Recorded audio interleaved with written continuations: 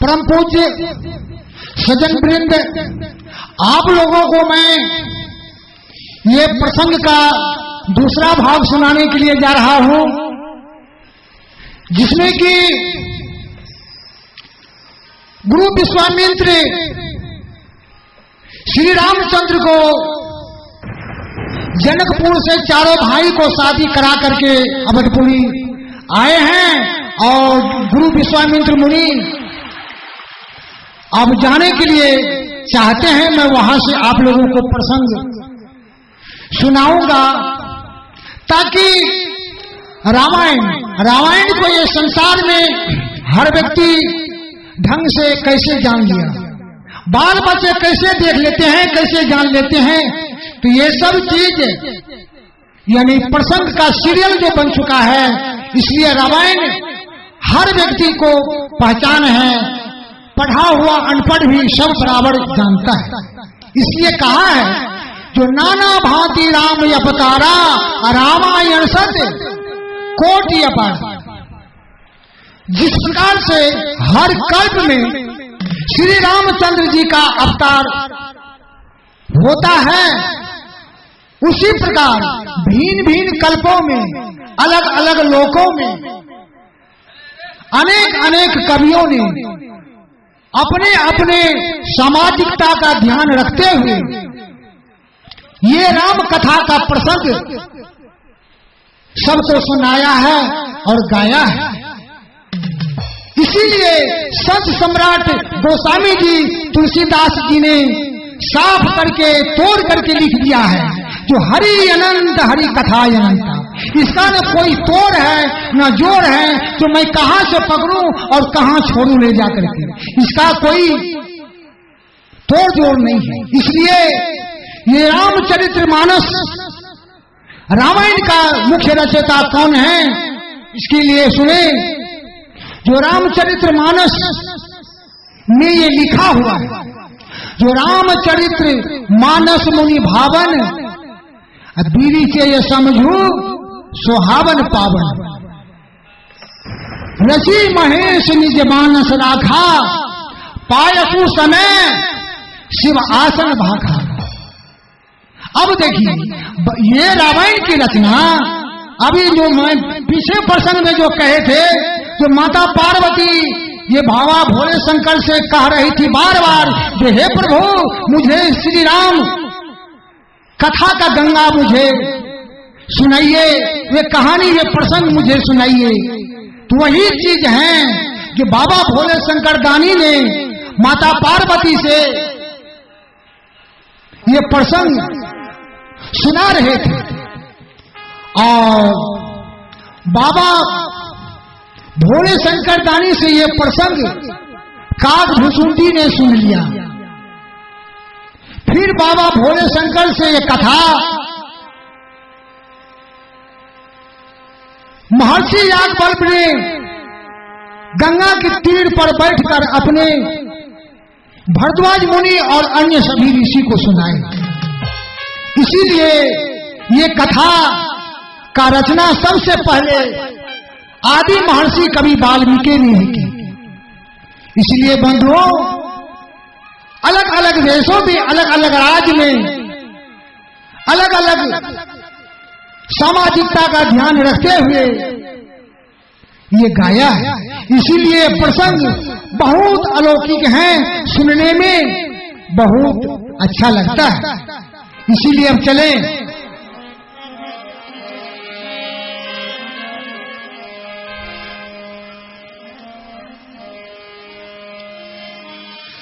जनकपुर में राम का जब से हुआ विवाह,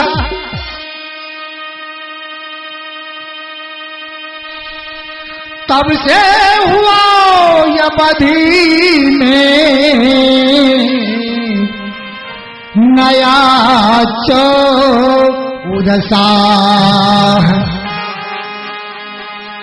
हे बंधुओं, महर्षि विश्वामित्र मुनि के मार्फत श्री राम कुमार और लक्ष्मण कुमार को लेकर के जब विश्वामित्र मुनि गए थे न, और जब तारिका सुबाहु को मार करके अहिल्या को उद्धार करवा करके जनकपुर ले गए और सीता की स्वयंवर में शिव धनुष को तोड़वा करके और सीता जी विदेह राजकुमारी चारों बहन को लेकर के श्री रामचंद्र चारों भाई अयोध्यापुरी लौट करके जब आए शादी के बाद, तब गुरु विश्वामित्र को अयोध्या में बहुत दिन हो गया, इसलिए वहां पर बहुत उत्साह, बहुत मंगलगान होते रहते थे, बहुत शोभायमान अवधपुरी हो गए थे। इसीलिए कहा एक दिवस अचानक राजा ने दर्पण में अपना मुख देखा, देखा कुछ बाल सफेद भये चौथे पन को सनमुख,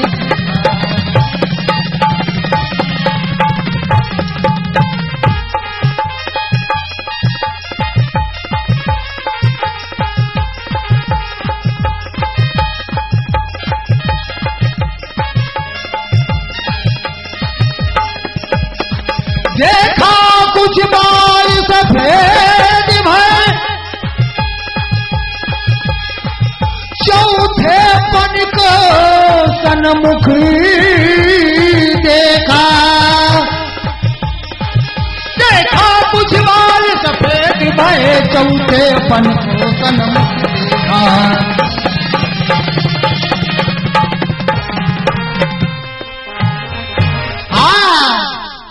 अब महाराज दशरथ कैसे दर्पण में अपने चेहरा को देखे, ये ज्ञान कौन दिया?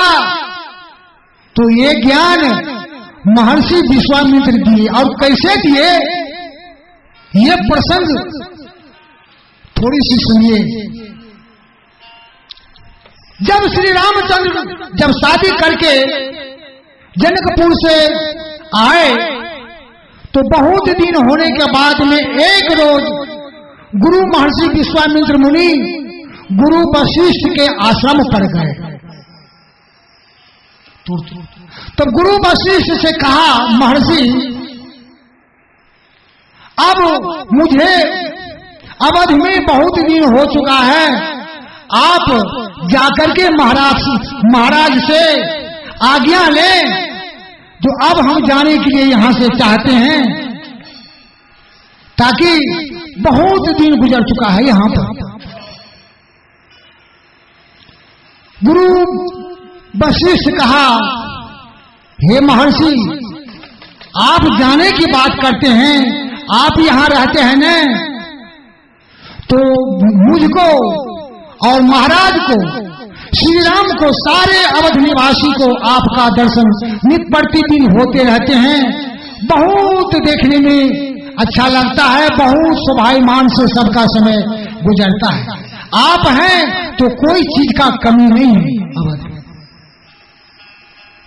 गुरु महर्षि विश्वामित्र कहे, गुरुदेव आप तो कहते तो हैं ठीक, लेकिन आप तो जानते हैं जो अधिक दिन रुकना मुझे यहाँ अच्छा नहीं लगता है, इसलिए आप जाकर के महाराज से निवेदन करें कि विश्वामित्र मुनि अब जाने के लिए चाहता है।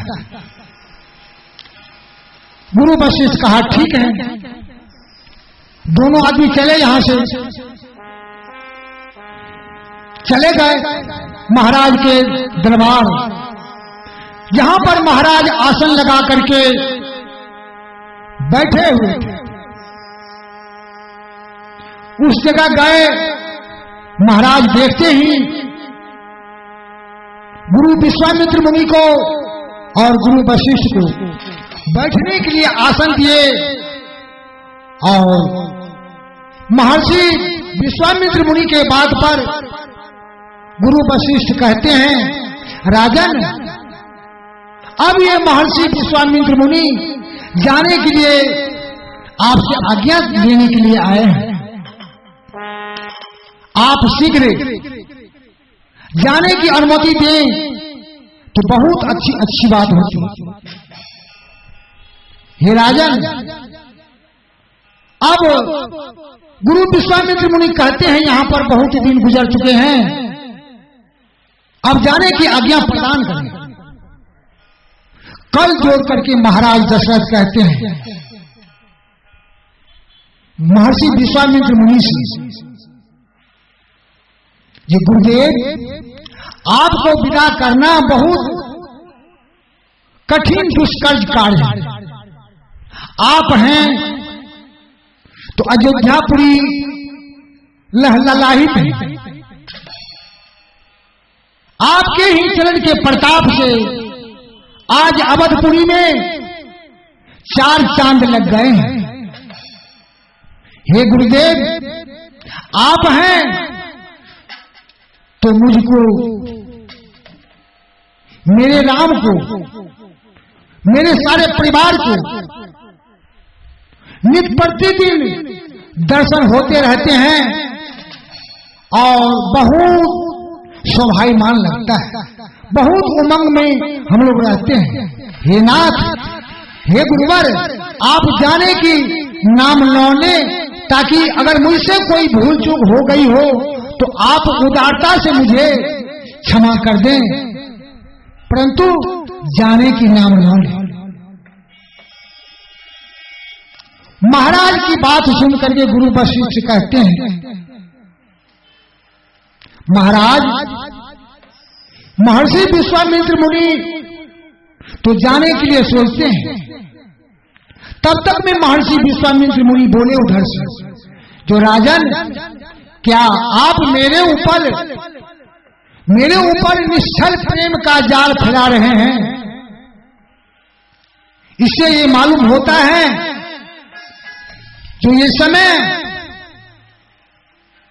जो समय सही है वही समय को लेकर के मनुष्य को चलना चाहिए। आप स्वयं जानते हैं जो सही मार्ग में, सही समय में आध्यात्मिक उन्नति के लिए जो आदमी ने बढ़ाते हैं, उसको मरने का समय में ही चेतना आता है। जो मनुष्य सैकड़ों जग कर लिए हैं, सैकड़ों काम कर लिए हैं, उसको घर चलाने वाले आदमी हो चुका है, उसको ये सारी मोह ममता को त्याग करके आध्यात्मिक उन्नति के लिए आगे पांव बढ़ाना चाहिए। इसलिए महाराज, यही समय है, जो मनुष्य चेत करके चलता है वे आध्यात्मिक उन्नति के लिए आगे बढ़ जाता है। अब मुझे जाने की आज्ञा दें। कल जोड़ करके महाराज दशरथ कहते हैं, हे मुनिवर, आप तो वे महान विभूति हैं कि मेरे पूर्वज त्रिशंकु के लिए आप स्वर्ग के नीचे नया स्वर्ग निर्माण कर दिए थे, और आप क्या कहते हैं, आपके चरण कमल जहां पर पड़ जाता है वे धन्य धन्य हो जाते हैं। हे मुनिवर, आप जाने की नाम लौने। गुरुवर कहते हैं, महाराज, आपको याद नहीं है, आप मेरा इतना बड़ाई करते हैं, आप मेरे पतन का आपको याद नहीं है। एक समय में मैं पर्वत पर तपस्या कर रहे थे, मुझ में बहुत घमंड था, जो मेरा ऐसा तपोबल किसी के पास में नहीं है। फिर भी मेरे तपोबल को इंद्र ने अपने अप्सरा को भेज करके छीन कर दिया था। ये ममता में नहीं फंसना चाहिए राजन, यही समय है जो चेत करके चलना चाहिए। अब मुझे आज्ञा दें। वहां से गुरु महर्षि विश्वामित्र मुनि प्रस्थान कर दिए। उसी जगह की ये बात है। जो ये बात का चोट महाराज के अंग में लग गया, जो महर्षि विश्वामित्र मुनि सही कह करके गए थे, जो सही समय जो मनुष्य चेत करके नहीं चलता है उसको माया पकड़ लेता है। श्री राजन महाराज दशरथ क्या करते हैं, तुरंत हवेली गए और आईना में अपने चेहरा को देखते हैं।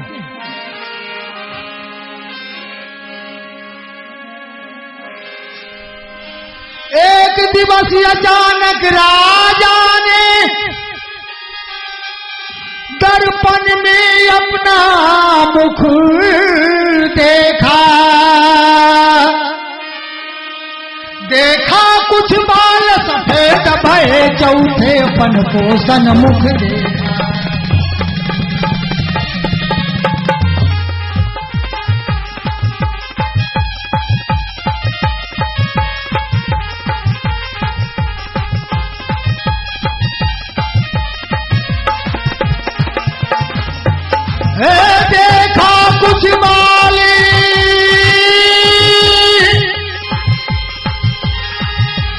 देखा कुछ बाल सफेद भय चौथे पन को सन्मुख देखा,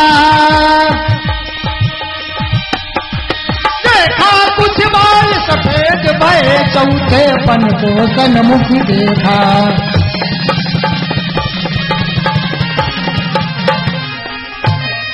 हाँ, एक समय वहां से उठ करके जब महाराज दशरथ अंदर हवेली जाते हैं तो बड़ा सा आईना दीवार में चिपका हुआ था, वे आईना में अपने तस्वीर को देखते हैं और ऐसे बाल को पकड़ते हैं तो आधा बाल पक गया था, आधा बाल काचा था, काला। और कहते हैं जो गुरु विश्वामित्र मुनि सही कह करके गया था, अब मेरा बाल पकने वाला है, यही समय है चेतने। और अपने दिल में नाना प्रकार के बात लाते हैं। सोचा आता है ग्रीष्म काल, सुंदर बसंत ऋतु जाती है। महाराज का दिल में जब ये ठोकर लगता है जो हे ईश्वर, अब तो मेरी जवानी नहीं है, जाने वाली है, ऐसा ही गुरुदेव कह करके गए हैं। ये सुंदर बसंत ऋतु जाती है, तरुणाई पर गई ओस, अब वृद्ध अवस्था आज।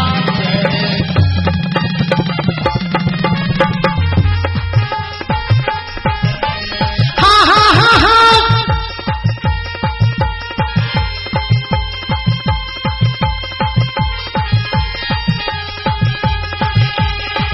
सोचा आता है ग्रीष्म काल,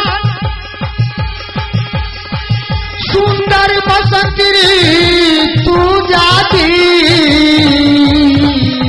है,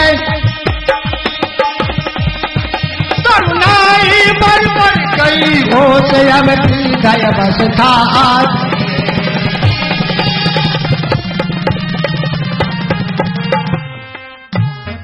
हाँ बंधुओं, महाराज दशरथ कहते हैं जो जिस प्रकार से तालाब में पुरैन का पत्ता होता है, उसी प्रकार से जिस समय में पुरैन का पात जन्म लेकर के जल में प्रसारित करते हैं अपने आप में, तो उस समय में उसके ऊपर में जब जल गिरता है ना, तो उस पर जल ठहर नहीं पाता है।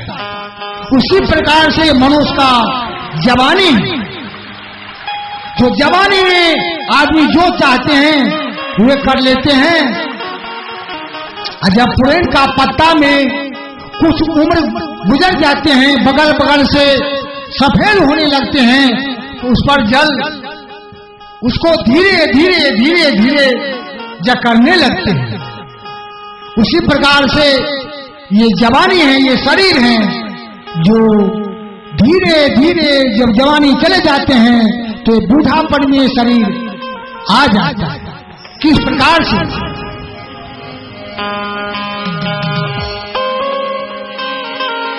तब काली मतवाली रात गई, आ गया चांद का उजियाला, गरजता है राहु चंद्रमा को, है फिर गरन पड़ने।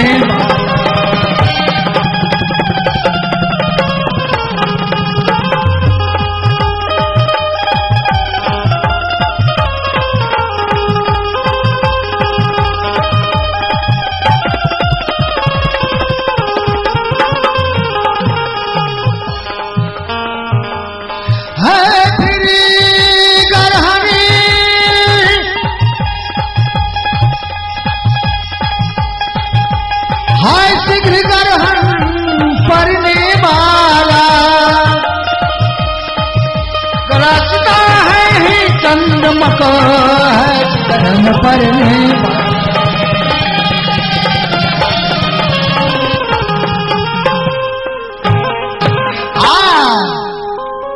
जिस समय में जैसे संसार में जब चंद्रमा पूर्णिमा का रोज भरपूर रहता है, कहीं जब उनको ग्रहण जकड़ लेता है तो वे धीरे धीरे धीरे धीरे मिट जाते हैं और संसार में अंधियारे छाने लगते हैं।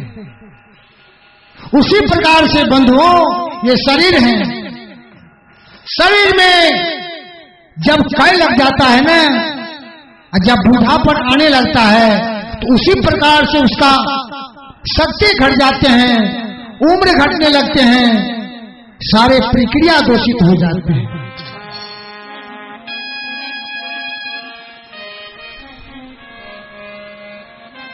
इसीलिए कहा तो जब तक उन्नत राज में है, जब तक उन्नत राज में है, तब तक माया की चेरा है, कब तक निद्रा में सोएगा, हो रहा सवेरा तेरा है। बंधुओं, अभी महाराज दशरथ का दरबार बहुत शोभायमान है। कहा है जब तक उन्नत राज में है तब तक माया की चेरा है। जब तक मनुष्य के पास में माया रहता है तो लगता है जो सारे संपत्ति मेरा है, ये सारे परिवार मेरा है। और जब